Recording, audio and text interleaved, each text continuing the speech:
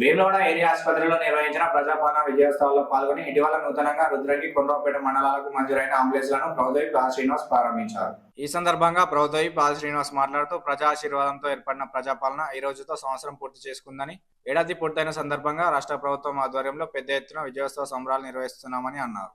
రుద్రంగి కొండ్రపేట మండలాలకు మంజూరైన అంబులెన్స్లను ప్రారంభించడం జరిగిందని తెలిపారు. రాష్ట్రంలో అభివృద్ధి, సంక్షేమం రెండు కళలా ముందుకు పోతున్నామని పేర్కొన్నారు.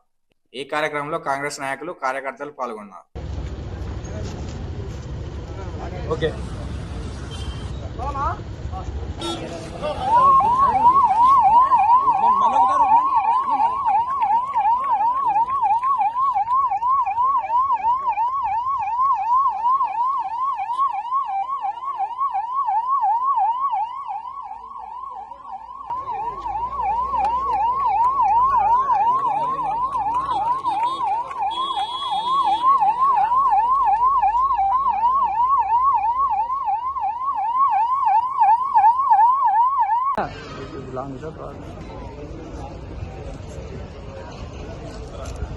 ప్రజాపాలన ప్రజాపాలన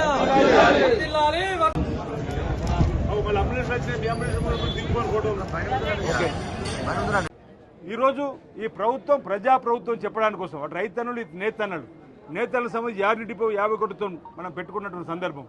మెడికల్ కాలేజీలో 160 కోట్లతో భవన సముదాయానికి భూమి పూజ చేసుకున్నాం.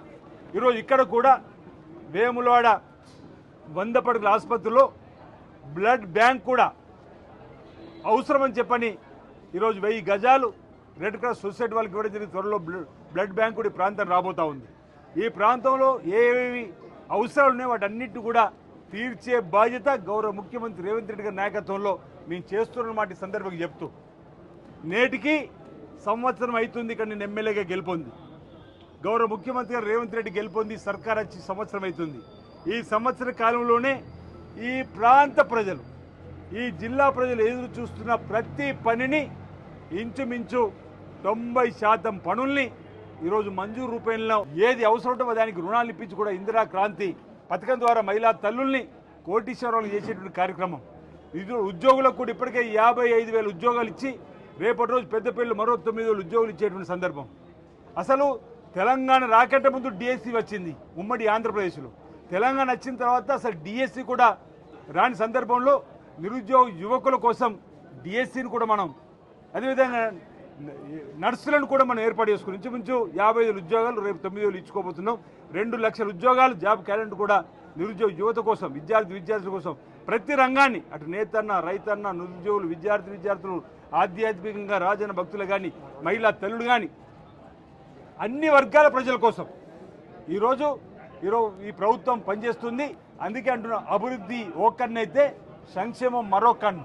ఈ రెండు సమాంతరంగా ఈ రాష్ట్రంలో ఈ ప్రభుత్వం ముందుకు తీసుకుపోతుంది.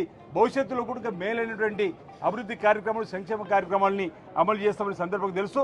సంవత్సర కాలం పాటు జరిగినటువంటి ఈ విజయోత్సవ సభలో 7, 8, 9వ తేదీన తెలంగాణ తల్లి విగ్రహాన్ని ఈరోజు సచివాలయం లోపల ఏర్పాటు చేసుకోబోతున్నాం. పెద్ద ఎత్తున నెక్లెస్ రోడ్లో